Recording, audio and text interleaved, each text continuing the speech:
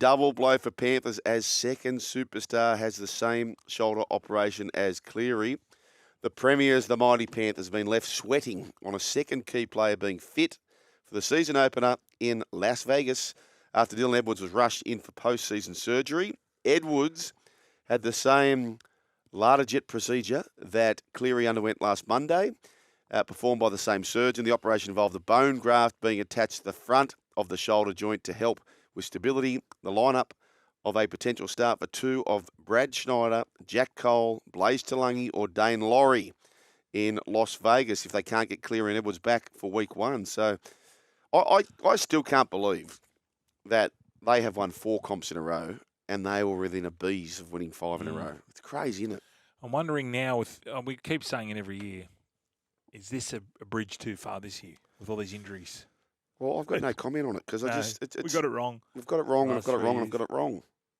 We do know that Isaiah Papali'i's going to have a year. You can just feel it. Yep. A bit like Stefano down there in Melbourne. How's the shares of Blaize Talagi play out? In 12 months' time, yeah. What are his shares worth, do you think? I don't think he's a 6. No, what do you think he is? I think he's a fullback. And a very good fullback, but you're not going to move him. Okay, let me ask you this way. If Penrith were in another grand final, there's six grand final in a row if they do that. Was he in the 17?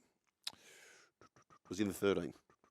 I'm going to say no, not in the 13. I've got a feeling this Jack Cole might push through. He's sort of been around there for a while. As a 6, or Brady Schneider. Yeah.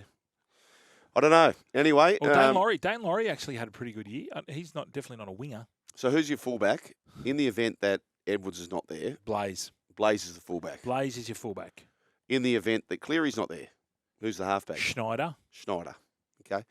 Former Rugby Australia boss Hamish MclEnnan reveals multiple NRL stars, including Nathan Cleary, were approached about joining the 15-man game. Peter Bedell writes in the Daily Telegraph. McLennan, the man who poached Wali'i. Geez, he would have been proud of himself the other night, Brian. Yeah, he's not getting much reco, is he? No, he would have been very, very happy with himself, smiling like a Cheshire cat, I would have thought. For the Wallabies in a $5 million coup, was made aware that some NRL players were keen to switch codes in May. At a time when Cleary was sidelined by a hamstring injury, it is understood up to 6 NRL stars were open to negotiations with Rugby Australia for a cross-code defection. Early this year, I got told Cleary and a few other top players, NRL players, were keen to come to rugby via a third party, McLennan said. This is Rumour Tuesday. It wasn't directed at me, but I believe it was all real and legit. Oh, please. Please, Hamish, you can't be claiming it now after the fact. You got to be saying back then. Yeah. You know when you... Yeah. What do you call it? You got some analogy for it, I know. Oh, yeah. No, you're talking about recency biased? No, not recency bias. Oh. You know, when people say it. I told you, and I said, well, why didn't you tell us at the start? That's right. Post-mortem sort of... I know what you're talking about. Anyway, here he is. Here's Vossi, actually. Here's Vossi this morning on the run home with breakfast with Vossi and Brandy. Here's Vossi talking on Hamish McLennan. Cap, bullshit. Absolute rubbish. Absolute crap. Okay, I think you're we're congruent. aligned. We're aligned there. I just don't agree with the Trent Barrett comment. But other than that, Vossi, I need to go back to that. What do you actually really think, Vossi? Cap, bullshit. Absolute rubbish. Absolute crap. We need to keep that on the board, that one, I reckon, Ryan. That's put the that in keeper. the hotkeys. That's the Does he hotkey. say crap or cap? Cap. As in what all the young fellas are young Why boys do and they girls. say that? I don't know. It's a There's no lesser syllables by saying crap. It's an ism of you, all those people sitting behind that glass, except for you, Mitchie. Oh, it's Robbie Dolan. It's William Wallace. I tell you what, I like this. It's Tony Soprano. I like this. Chair of Rugby League. This is good. This is very, very good from Lord Peter. Peter V'landys responded to the story today. He said, I'm surprised they're not trying to sign Cristiano Ronaldo and Tom Brady, given their attention-seeking publicity, V'landys said. I'd be more concerned if I was them with the $80 million worth of debt that they have created, which puts the whole game in financial turmoil. Oh, he's the best. That's good, isn't it? Don't upset him. Don't upset him. Who was the fella that had the bomb, the neck bomb around his collar bomb? He was the... Oh, that wasn't... What do you mean the collar bomb? His daughter. Oh, his daughter had it. His daughter. Yeah. What do you mean? The rugby. One of the rugby CEOs. That's right. His daughter was kidnapped and oh, really? They had they put a collar bomb on her and they had to pay a ransom and I believe it all ended okay. But that's right. What was his name? Give me 2 seconds. Yeah, we'll find out. There's the voice of Mitchie. This also comes after the Sydney Morning Herald reported that Dom Young would consider a cross-code move to rugby union. Roosters have lost a few to rugby over the years. Ryan Cross, Manu, Swali'i, and, even your man. Wingy went and played over. Where did he play? Japan, didn't he? Yeah. Did he kill it over there? Not too sure. It was Yeah. Bill Pulver. Bill Pulver, there we go. Apologies. Yeah, former rugby union chief Bill Pulver. Yeah, it was his daughter Madeline. That's right, Madeline Pulver. Yeah. Okay, if he wants to go, and the Roosters are all about not wanting to, when they want to keep people who are around, Yeah. are they going to let Dom go? Is he going to suffer the same fate as Terrell May? Mm. And if that happens, could you see Josh Addo-Carr at the Roosters? Oh, you know what? I could actually. Oh, so could I. Yeah, I could. So could I. But then again, now you know what? Actually, I'm going to say no because I kind of feel like Robbo is getting away from the fixer-upper. And Josh Addo-Carr, who clearly has been a wonderful person in rugby league, done a lot for the game, but he is coming off for discretion. And Yeah. I just don't. I think that So that was Matt Lodge. Yeah, that's what I'm saying. Though I think he's getting away from that. Okay. I don't think that's worked for him. All right. Brandon Smith, he picked him up after he had a bit of an issue, and then Matt Lodge after he had done the same. I think he's getting. I feel as though he's getting away with it. I could be completely wrong.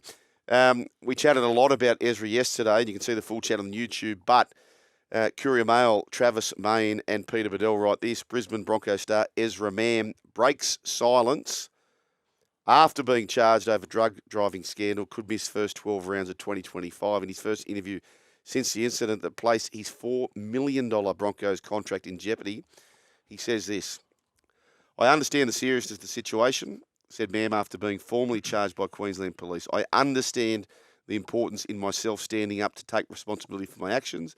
I will cooperate with the legal process to come. I also understand my responsibility as a role model in the community, and I'm prepared to work hard to live up to those expectations going forward.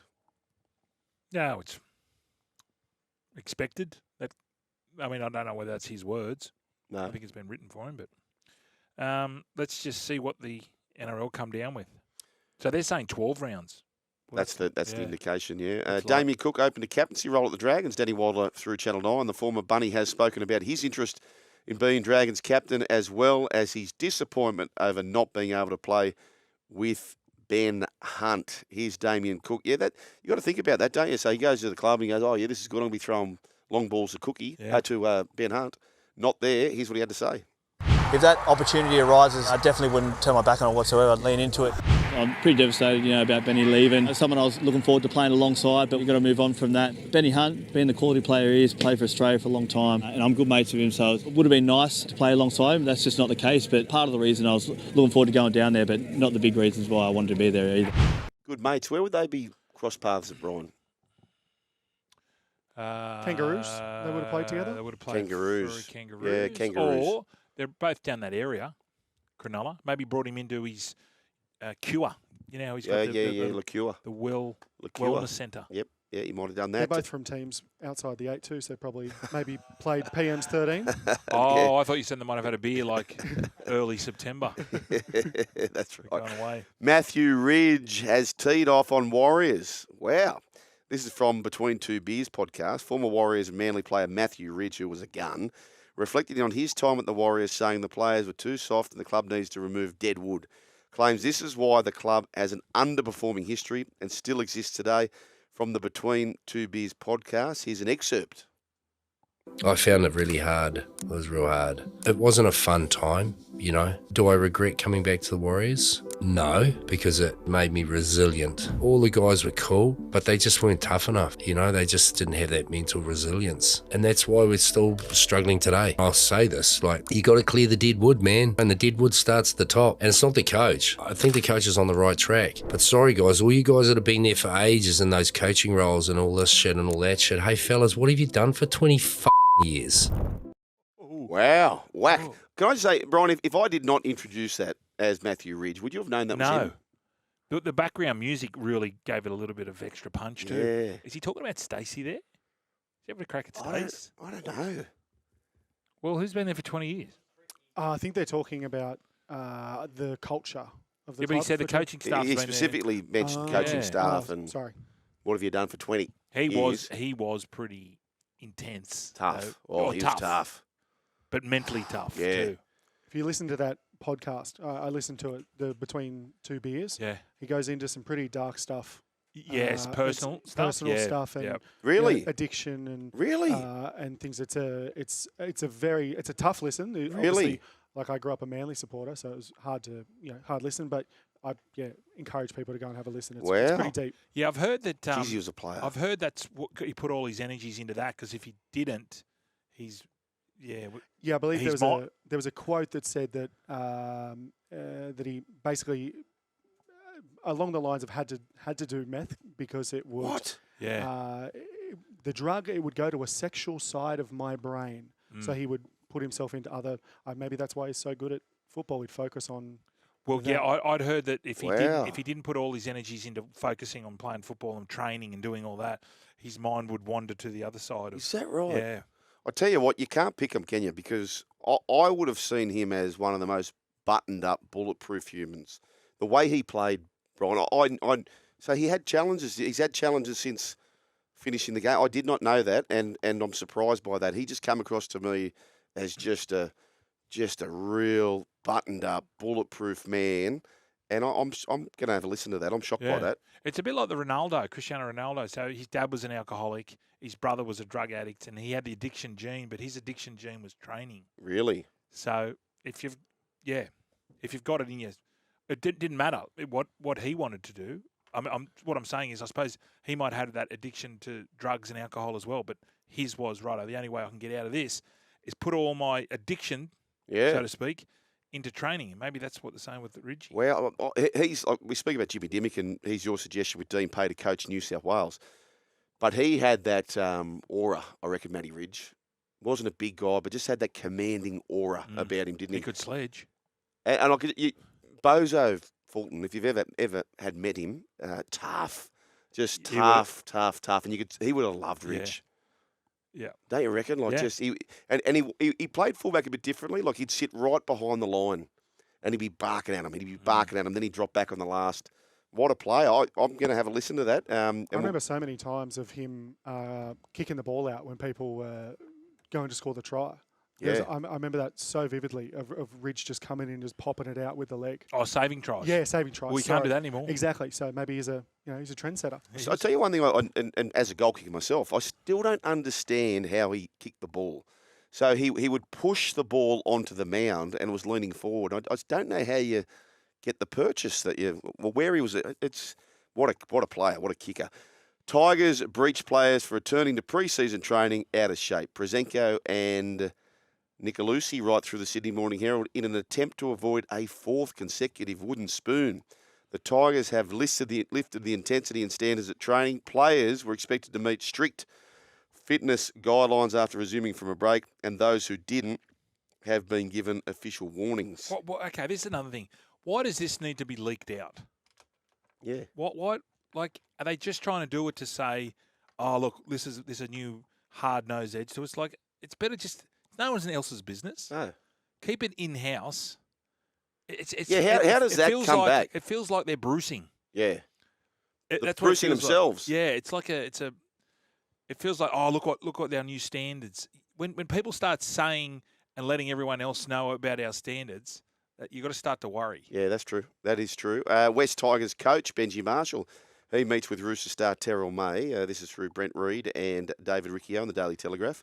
So he has personally pitched to Terrell May, which he did too for Jerome Luai. So I wonder if that relationship and happy, etc., plays a part as the Tigers, the Bulldogs, and the Dragons all look to the Roosters forward.